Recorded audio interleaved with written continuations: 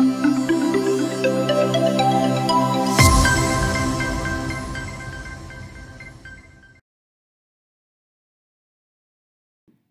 and welcome to Daily News Simplified, an answer to what, why, and how of newspaper reading. So let us discuss the important news which have appeared in the New Delhi edition of the Hindu newspaper dated 16th February 2020.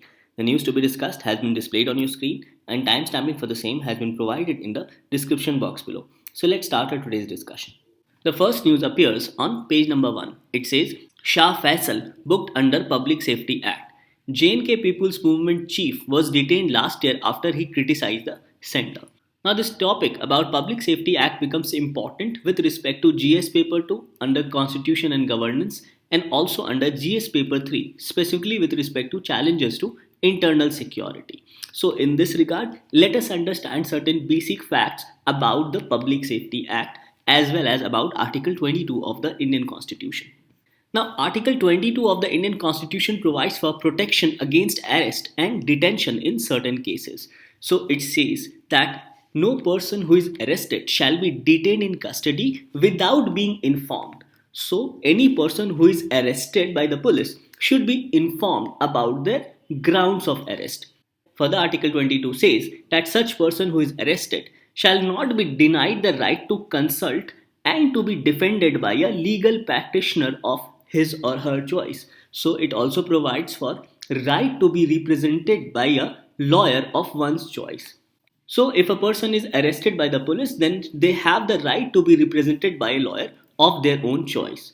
It further highlights that every person who is arrested and detained in a custody shall be produced before the nearest magistrate within a period of 24 hours of such arrest. Thus, this becomes another important requirement that when a person is arrested by the police, they must be produced before the nearest magistrate within the period of 24 hours. And lastly, this article says that no such person shall be detained in custody beyond the said period, that is, beyond the period of 24 hours, without the authority of a magistrate. So, if the police wants custody of any person for more than 24 hours, then they have to get orders from the court or from the magistrate. So, these are the basic criteria for Article 22 with respect to protection against arrest and detention in certain cases. However, there are certain exceptions which has been provided in Article 22 Clause 3. It says that nothing whatever has been provided above shall apply to the following two instances. First, to any person who for the time being is an enemy alien. And second, to any person who is arrested or detained under any law providing for preventive detention. So we understand that all these provisions of Article 22 shall not apply to an enemy alien as well as to any person who has been detained or arrested under any of the preventive detention law in India. So in this regard, let us understand about the Public Safety Act of Jammu and Kashmir, which is a preventive detention law. So under this act, all these provisions of Article 22 shall not apply to any person who is charged under the Public Safety Act of 1978. So we understand that the Jammu and Kashmir Public Safety Act of 1978 is a preventive detention law, and under this law, a person may be detained if the government thinks that such a person hampers the security of the state, or if the government thinks that such a person may disturb the maintenance of public order in that particular area. And accordingly, such orders for preventive detention can be issued by either the divisional commissioners or the district magistrates as per the act if they are satisfied that a person may hamper obstruction or security of the state, or if they disturb the maintenance of public order, or if the district magistrates or the divisional commissioners think that a person is involved in instances or cases of smuggling timber or liquor, or such person is either helping people in smuggling timber or liquor or harboring people to smuggle timber or liquor. So these are the conditions as per this act under which a person may be detained under the Jammu and Kashmir Public Safety Act of 1978, and such orders may be passed by the divisional commissioners or the district magistrate.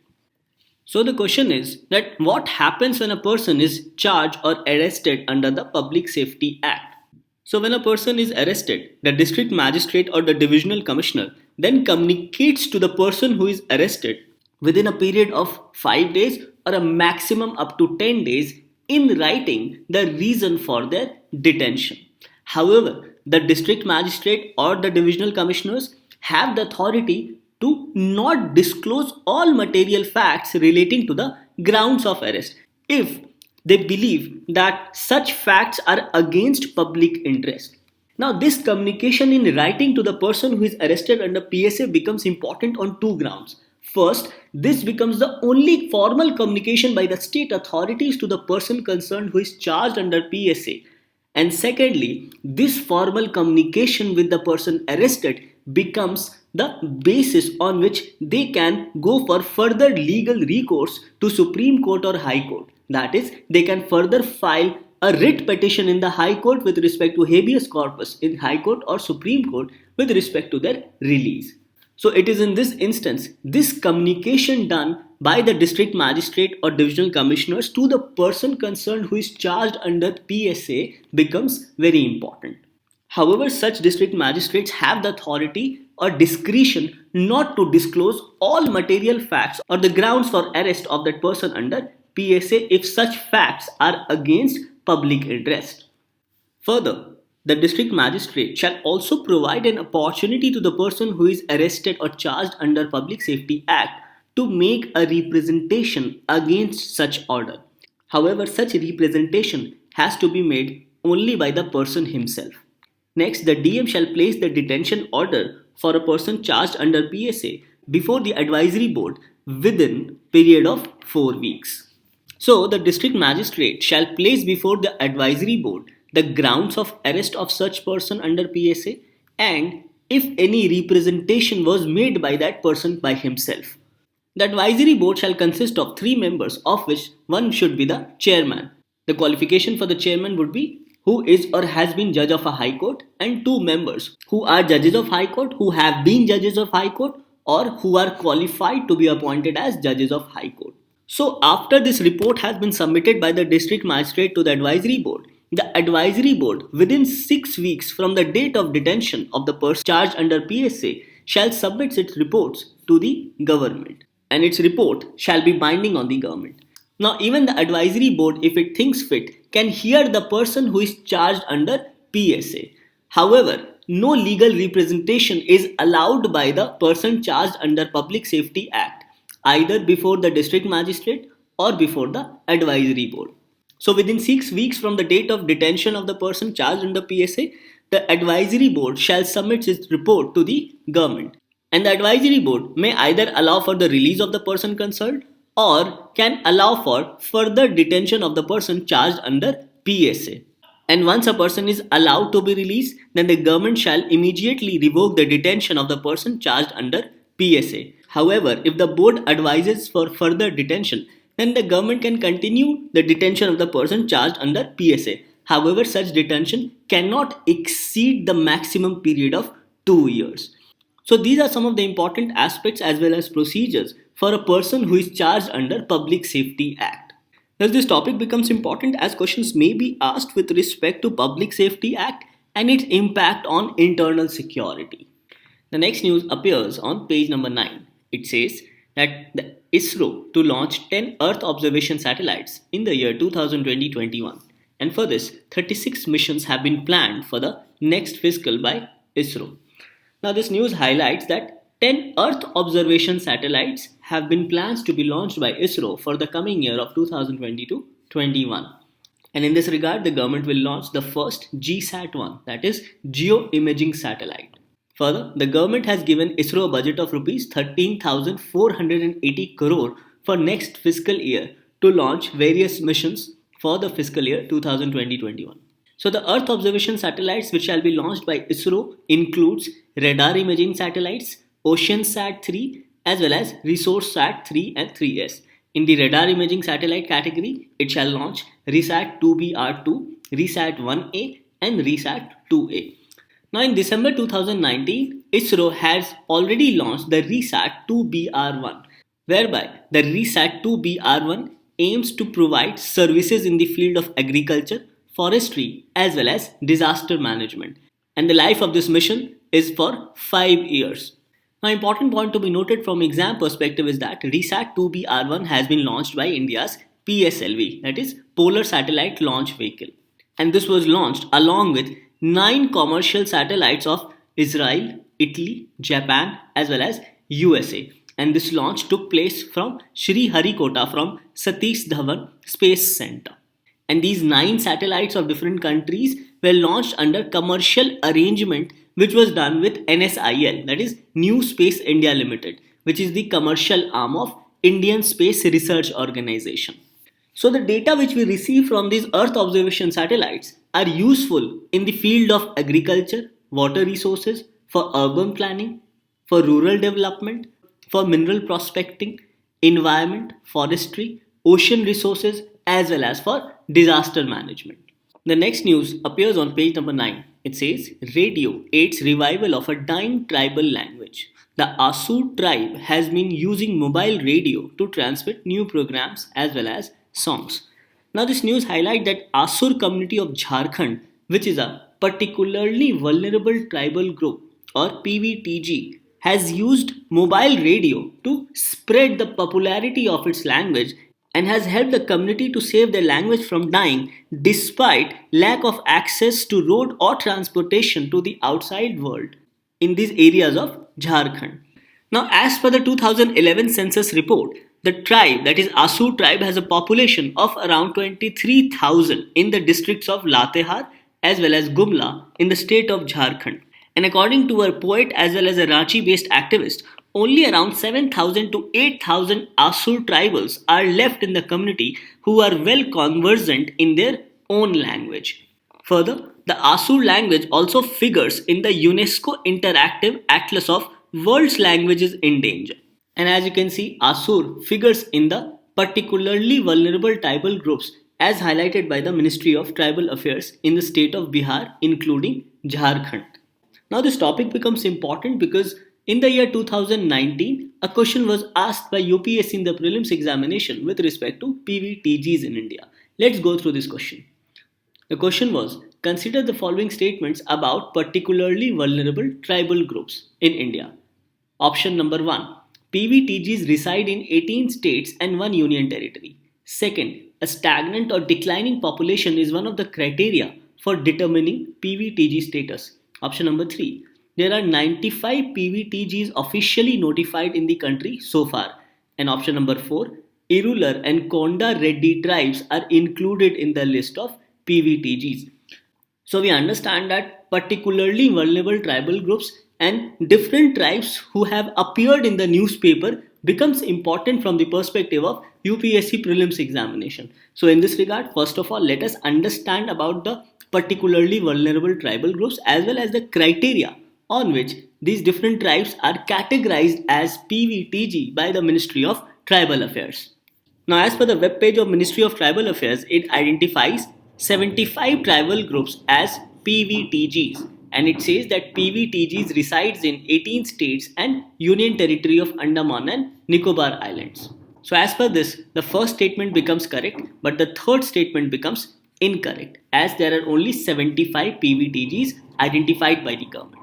As you have seen that there are 75 particularly vulnerable tribal group communities, and the criteria to determine these PVTGs are a pre-agriculture level of technology, a stagnant or declining population, extremely low literacy, and a subsistence level of economy.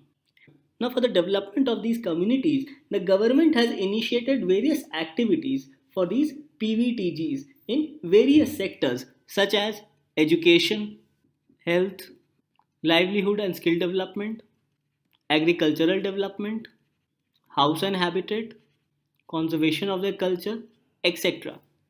Further, this particular information on development of PVTGs has been taken from the Press Information Bureau. It says that the Ministry of Tribal Affairs is implementing a scheme, namely Development of PVTGs, which cover 75 identified PVTGs among scheduled tribes in 18 states and UT of Andaman and Nicobar Islands. It further mentions that this scheme is a flexible scheme and covers funding for activities like housing, land distribution, land development, agricultural development, animal husbandry, construction of link roads, installation of non-conventional sources of energy for lighting purpose, social security including Jan Shri Bima Yojana, or any other innovative activity meant for the comprehensive socio-economic development of these PVTGs.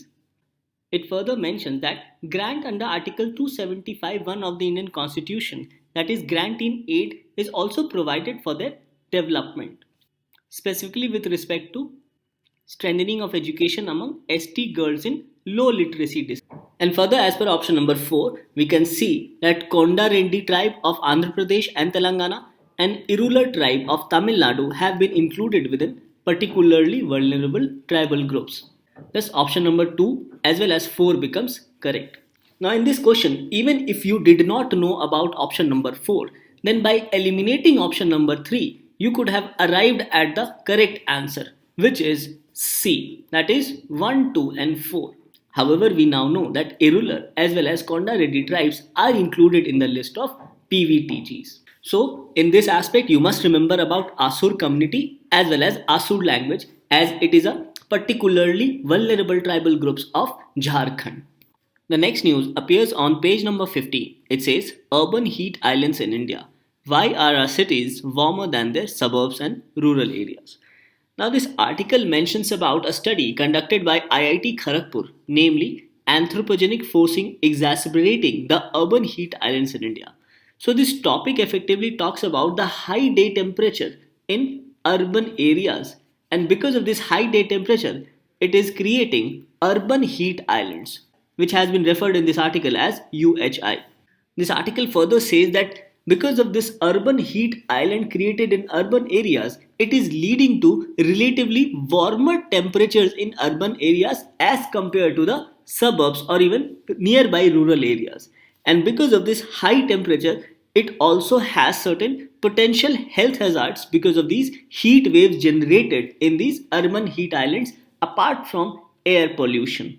So this research basically studied the difference between land surface temperature between urban areas and between surrounding rural areas, and noticed that in the urban areas the temperatures were roughly 2 degrees Celsius more as compared to the surrounding areas or surrounding rural areas. So this article with respect to urban heat islands mentions that there is lack of evaporation and transpirations, referred here as evotranspirations, in the cities or in urban areas. There is bad air quality because of industrialization and vehicular pollution, and also there are certain health impacts. And next, the article mentions about measures to avoid urban heat islands, and one of the measure is to plant maximum number of trees. Now this topic becomes important. As you can see, a question in your mains examination was asked in 2013 in GS paper 1. The question was, bring out the causes for the formation of heat islands in the urban habitat of the world. So we understand that this topic becomes important from the perspective of GS paper 1 as well as GS paper 3. So in this aspect, let us understand the formation of heat islands as well as its impacts. Now the primary reason for formation of these heat islands are less trees in cities, more concretes in cities, and various human activities. Now because of less trees in cities, it leads to less evotranspiration. Now here evotranspiration has been referred to a combination of evaporation as well as transpiration.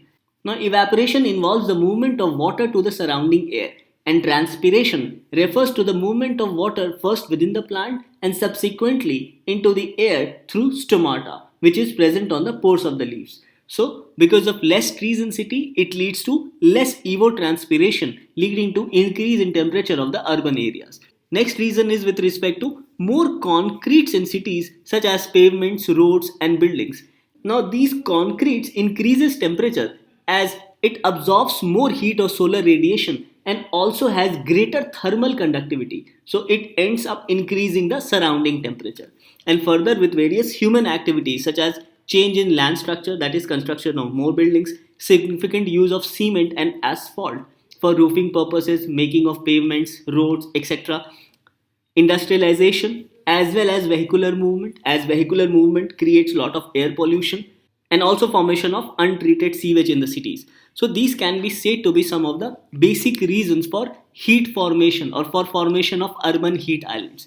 Further, even buildings made from glasses increases the temperature. Now suppose these are two glass buildings. So what happens is that they reflect the solar radiation or they reflect the sunlight in such a way and thereby increases the temperature of this surrounding area. So this happens in the entire city with respect to buildings as well as concretes, and because of these including human activities and less trees in the city, this leads to formation of heat islands. Now, formation of urban heat islands has an impact on the local climate of the city. It impacts the colonization of certain species such as lizards and geckos as they increase their colonization in the cities because of warmer temperatures.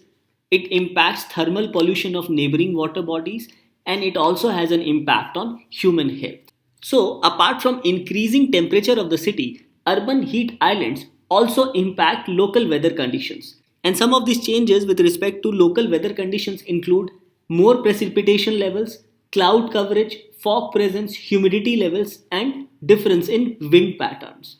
Now, what happens in the city is that during the day, as the temperature increases, the air heats up and it rises. And because of this rise of air, low pressure is created in the area or low pressure is created in the city, and this allows moist air from nearby rural areas to collect. Further, the warm air which rises up to a certain altitude, it cools and it leads to cloud formation. And this cloud formation effectively increases humidity in the city and also increases the temperature, as this cloud formation does not allow the heat of the earth to escape. Further, this cloud formation at times also results in untimely rain, and this also increases the humidity in the area. Further, such cloud formation at times can lead to thunderstorm activity, and because of such cloud formation at times thunderstorm activities may increase because the hotter temperatures result in an upward movement of surrounding air. Now, with respect to colonization of certain species, as already mentioned, due to higher temperature in urban areas, the urban heat island formation increases colonization of species which like warm temperatures, such as snakes, lizards, as well as geckos. Further, with respect to thermal pollution of neighboring water bodies, now as we have seen that because of low pressure, it leads to cloud formation and then it may cause rainfall. So this water which gets collected on the roads, pavement, through buildings also get warmer because earlier their temperature was very high because of urban heat island, and in the process the runoff water makes its way to the nearby streams, rivers, lakes, etc., thereby increasing their temperature as well. So the temperature of surrounding water bodies also increases, and this is referred as thermal pollution, and this can increase water temperature by as much as 20 to 30 degree Fahrenheit. Further, this thermal pollution, which increases the nearby temperature of water bodies including lakes, also has a negative impact on the local population of fishes and other water animals. And this increase in temperature of nearby surrounding water bodies also impact the fishes and other species of such water bodies. Further, formation of urban heat islands also impacts not only health of humans but also that of animals as well as plants, and overall affect and impact the overall environment. Further, increased day temperatures can lead to heat strokes, respiratory diseases, as well as distress in adults, senior citizens, as well as children. Further, increased day temperature also takes time to cool down during night, and this also overall increases the temperature during night. So, formation of urban heat island impacts the overall average temperature for the day. And as per research, continuous formation of urban heat islands also increases the duration of heat waves, and this impacts humans, animals, as well as plants. So these can be said to be some of the impacts of formation of urban heat islands. And lastly, this article mentions how can we prevent formation of urban heat islands. First is by using more greener rooftops, by using light colored concretes, making road surface grey or pink as they will absorb less heat, by painting the rooftop green and installing solar panels, and planting as many trees as possible, as plantation of trees not only help in combating climate change, but it also clean the surroundings air by absorbing harmful pollutant gases such as nitrous oxides, ozone, ammonia, sulfur dioxide, sulfur trioxides, etc. Further, the trees also traps particulate matters on their leaves as well as barks and keeps the surrounding clean. Further, trees also helps in saving water, preventing soil erosion, and it also provides us protection from direct sunlight and other harmful rays such as harmful ultraviolet rays. So the article has suggested the following measures to prevent formation of urban heat islands. So this article becomes important primarily from the mains perspective with respect to GS paper 1 as well as GS paper 3 with respect to environment. Now, the next news appears on page number 14 in the FAQ section. It says, why have LPG prices seen a sharp rise?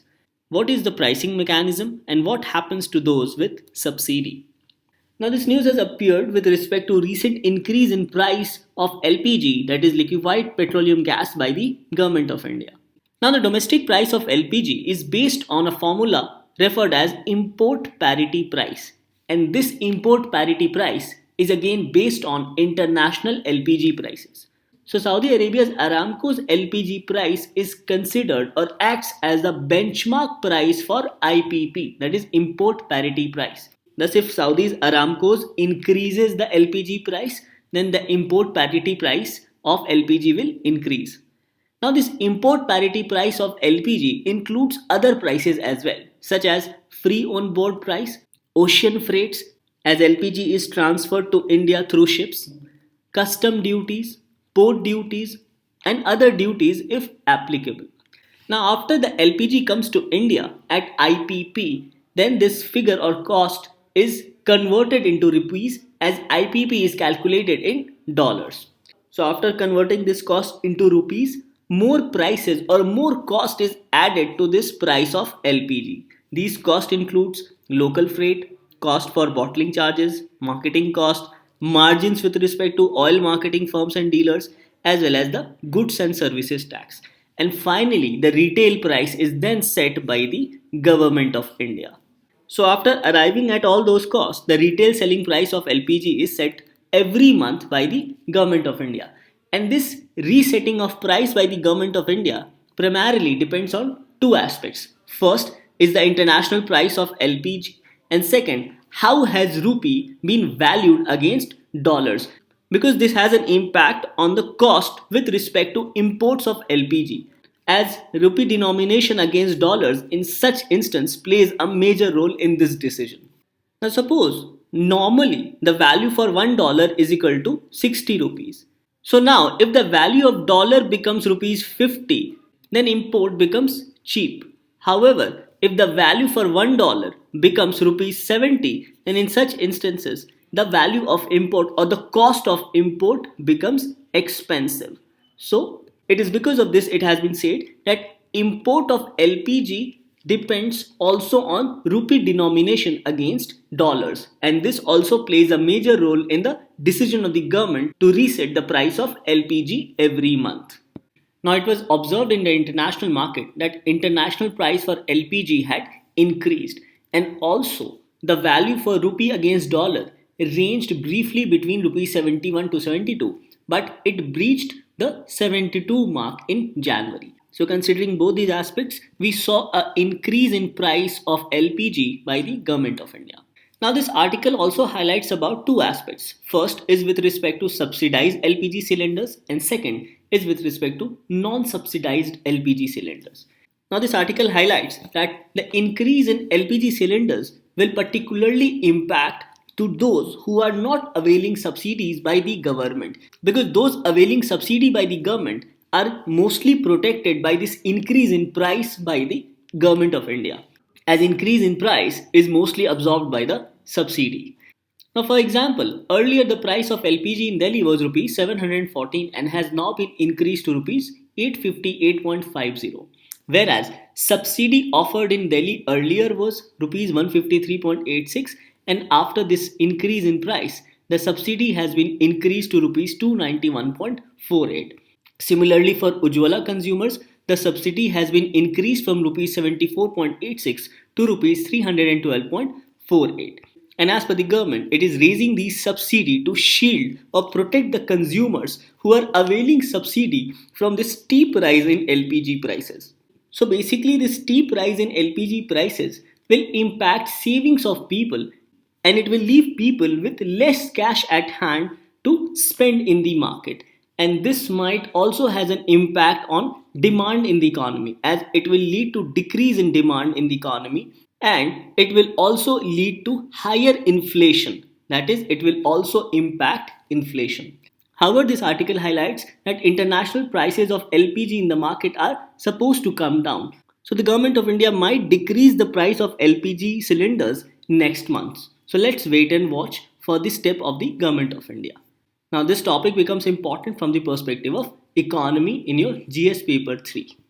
Now the next news also appears on the FAQ section on page number 14. It says, what are the concerns on Facebook's encryption plans? Why do the activists fear that the move will reduce child safety online? So this news highlights that Facebook has announced end-to-end encryption for Facebook Messenger and Instagram.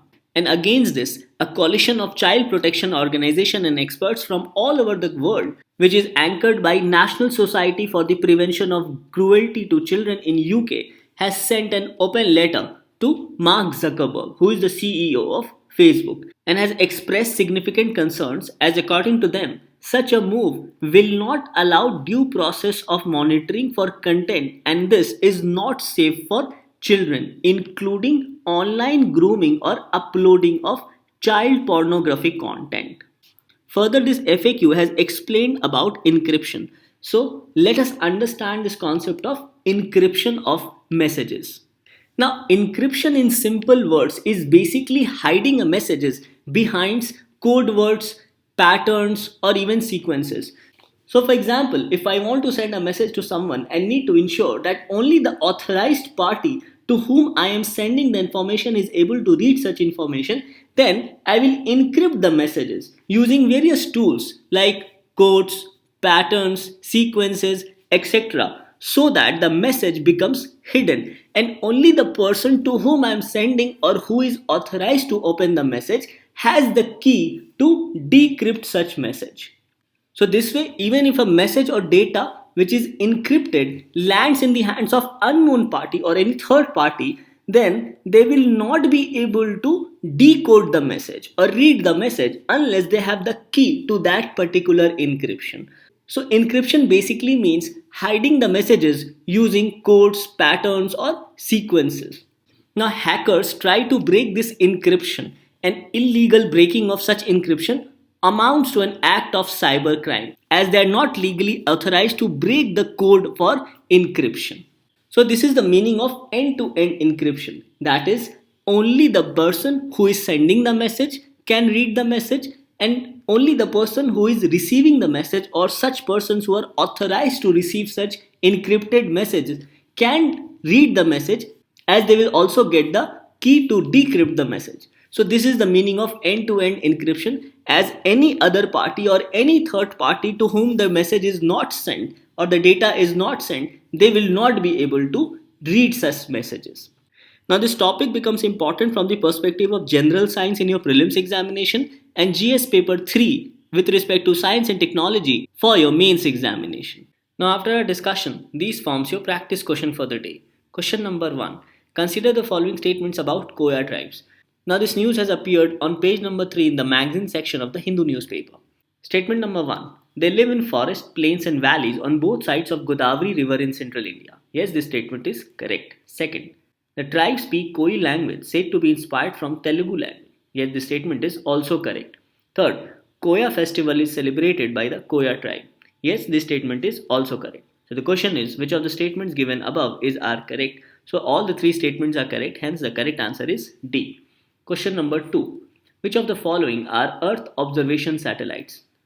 Options are 1. RESAT, 2. OceanSat, 3. CartoSat and 4. INSAT. In this, all the 4 options are correct. So the question is, select the correct answer using the code given below. So here again, the correct answer is D. That is 1, 2, 3 and 4. Question number 3. The Asur tribe was recently in news. It is a particularly vulnerable tribal group of. Options are Odisha, Jharkhand, Tripura, and Meghalaya. In this, the correct answer is B, that is Jharkhand. With this, we come to an end to discussion of today's newspaper. Let's move on to the question for the day.